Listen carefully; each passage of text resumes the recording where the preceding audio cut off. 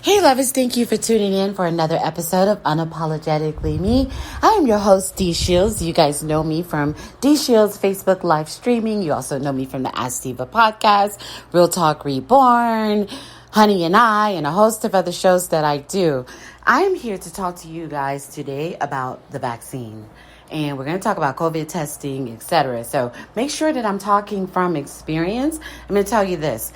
My back was hurting really, really bad last week, and I had saw an interview where an African-American woman had said, like me, thick in the thighs and thick in all the right places, but she had said that her back started hurting really, really bad.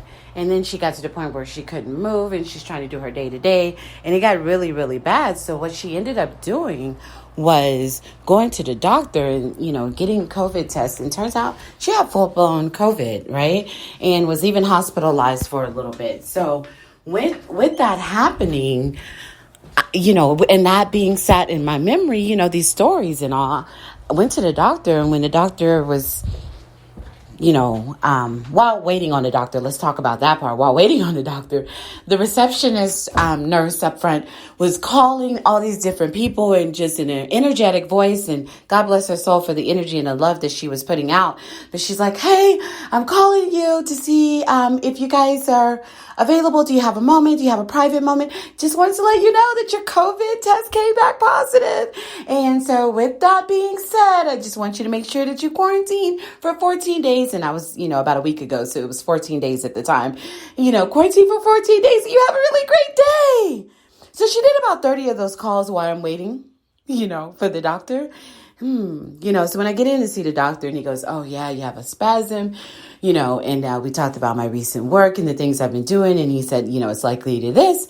And he said, "You don't have any other symptoms, but the nurse says that you want to take the COVID test." And he had a rapid test. And he's like, "I just got rapid test in."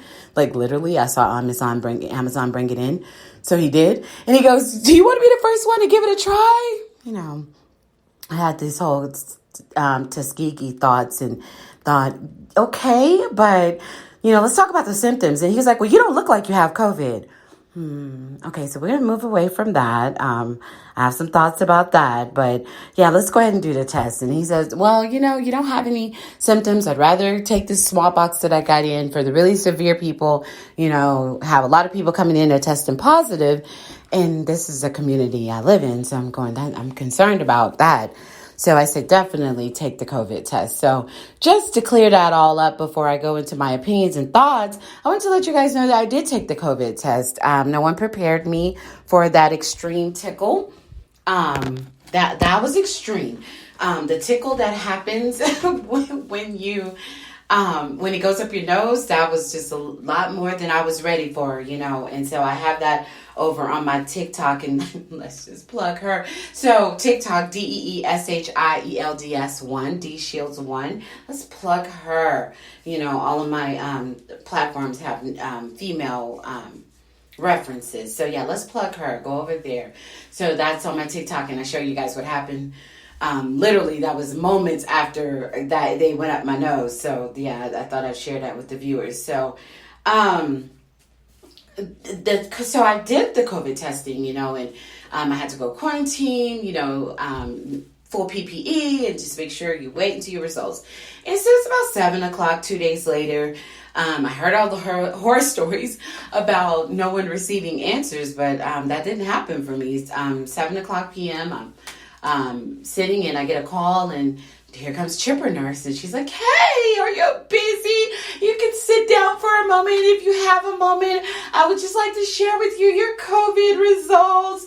And so I stopped breathing, and so then I came back too, because she was like, "Just wanted to let you know that your COVID test was negative. You have any questions?" And so I didn't. Just so thankful that it was negative at this moment, right? And so also, go backtrack a year ago, I ended up in the hospital with what appears to seem like COVID, right? So I'm going to be participating in the antibodies testing, because I'd like to know if way back when did I have COVID when I was in the hospital. In Texas last year, I went to see my son graduate from the police academy and ended up in the hospital. So I'm going to have those results tested and get the antibody tested and all that just to see what's popping. So for research sake, especially when it comes to saving the lives of African Americans, I know that there are a group of people who could care less in the disparities that go on in the African American community. So for the sake of saving me, being a part of saving our future, definitely I'm going to do the antibody testing. And listen, you guys, I stand behind the former presidents of the United States. President Obama, Bush, Carter said that they would take the vaccine. And so I stand behind that, because here we are with there are individuals that are going to have to take it. They don't get a choice, right? So I'm a military war widow, U.S. Army, and I know that the entire military has to take the vaccine. So who am I? Who am I as a war widow to not stand behind that? If they have to take it, I'm taking it. Look at the sacrifices that they do all the time for us. The medical field, the entire medical field, nurses, doctors, practitioners, etc., however all those titles go, they have to take the vaccine. So I'm standing with them, okay? Because if they have to take it in order to take care of us and to save our lives, then I'm standing with them, okay? And then, like I said, the former presidents are taking it. There's a host of other people, even children, that will have to take it. So I have an opinion on where you guys are going with this testing. There is a resistance, especially within people of color, to take this test. And there's a resistance to the vaccine with this fear that something's going to be inserted into you and that you're going to die. And you guys are watching all these movies and opinions and thoughts that are out there. And so I needed you guys to know something that my father told me long ago. And I feel like it'll wrap up everything that we need to say, because I believe that we are at the point where the leadership of the United States that we have currently, Donald Trump administration, failed the people. And we are at the point where the virus has ran rapid in the United States. I believe all of us are going to have some form of it at some time if we don't get a grip on it in some type of way. I view the vaccine for COVID-19 like I view chickenpox. You all have no resistance to getting your children vaccine, in order to go to school, because mommies always want that little free time. So you guys do the vaccines for school, for those who do. And for those who that's not your belief, you shouldn't even be tuning in here, because you don't even believe in vaccines anyway. So this is probably not your conversation. You should go over to the groups that are designed for you. But for those of us who do take other vaccines, I see no issue with this at this point. I'm disappointed that it's being rushed, but I know the urgency of saving a nation. Right? We're going to be a third world country in a moment if COVID numbers continue as they are. So I stand behind it. But something that I wanted to share with people where I see the fear, I want to share with you something that my father taught me years ago. And everyone's taught something different in their homes. And maybe this is what this is from. When you guys don't say, you don't go out and do different things, maybe it's because you never have been told this. So let's just share this with you to wrap the show up, right? So this is what my father said, and it comes less from a religious perspective and more from a spiritual mindset and understanding, right? So there's this day that we were born, right? Think back to your birthday. Think back to that day, Mom, when you had those children. There's a day that was assigned to you. There was a day, a moment, and an hour that was assigned to you, and you were brought life. And you were brought life, and then you go into the concept of, Oprah says it best, like there's this yarn, and you just hold the string, and you just kind of unfold it throughout your days, and it goes in all these different directions, like a ball of yarn does. That's what your life does, or just think of the movie The Adjustment Bureau, or think of even the documentary The Secret, right? So you're already just allotted and assigned these different paths and things in life that are going to happen. If you are going to die from a COVID test, if you're going to die from a car accident, if you're going to die from a tragedy of any other sort, if you're going to die from natural causes, from surgery, from bumping your toe, from coughing, anything, whatever is going to happen, it was already designed that was going to be your life story, right? So if your life story has designed that you're going to die of natural causes or die of some other kind of way, the vaccine isn't going to kill you. Why? Because that's not the plan for your life, right? So you can't walk around fearing what you will and will not do. Now, I don't want you to go around playing and throwing knives at each other's eyes and seeing whether or not it's going to be that moment that you die. I don't want you to do anything real ignorant, but I do want you to know that if the medical practitioners and if the military and if the children and even our former presidents are going to take this vaccine, and it's been proven enough in the best way possible, rather than seeing 2,000 or more die a day from this virus, that we can get a grip on it.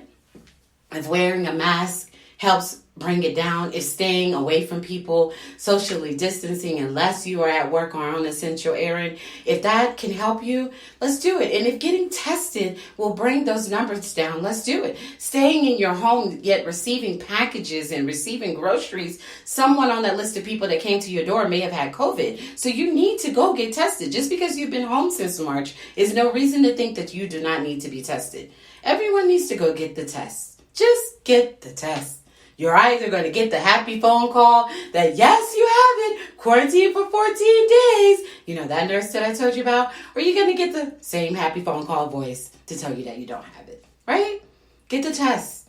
Get the vaccine. Once they approve it and say that it's a go, you guys will drink liquor off the streets. No, seriously, I know people that sell liquor at their household, and you guys will go buy up gallons of it in Jello shots and stuff from people's house, or you'll go buy a whole barbecue plate with 5,000 calories on one plate, and you will eat that on Sunday from Sister Strawberry, but you won't go take the vaccine. You got to explain that to me, sis. You must explain that to me, whether that makes sense, right? So no, just however you're going to go, you're going to go. Avoiding the vaccine will not shorten or lengthen your life in any type of way, because the way that you're going to go was planned out way before you were a thing, sweetie. That's the way that my father taught me, right? So live your life in the best way that you can, and think of others and not just yourself. Just because you've been at home and haven't been tested, but you've been ordering food and ordering groceries and packages, and people have been coming to your door in and out, yeah, you need to get a test. Unless you're living underneath a rock, and if you are, you can't even hear this podcast because you have no way of even listening under the rock, right? All right, that's all I have for you guys. Unapologetically me, 24/7. Unapologetically me. I hope you guys got something from that, and that's enough with the silliness. Let's throw in this last little bit regarding what President Obama said regarding defund the police. The same people that will say, I am just so upset that President Obama said that we should not be saying defund the police. You are the same people that as soon as your baby daddy slap you upside your head or piss you off, or your baby daddy mama cuss you out and knock you out with a bat, you call 911. And so what the president is trying to explain to you, that as long as you're going to still call 911 when you get your speeds, then you probably should not go in the direction of defund the police, right? That's just a blue mom having her little 2 cents added in on there, right? Do we need to get rid of racism? Yes. Do we need to get the racists out of uniform? Yes. Do we need to put our focus on that language? Yes. All day, every day, unapologetically me saying yes, racism is the issue. But as far as that whole defund the police, who you gonna call? Because Ghostbusters ain't a thing when somebody slap you upside your head. Okay.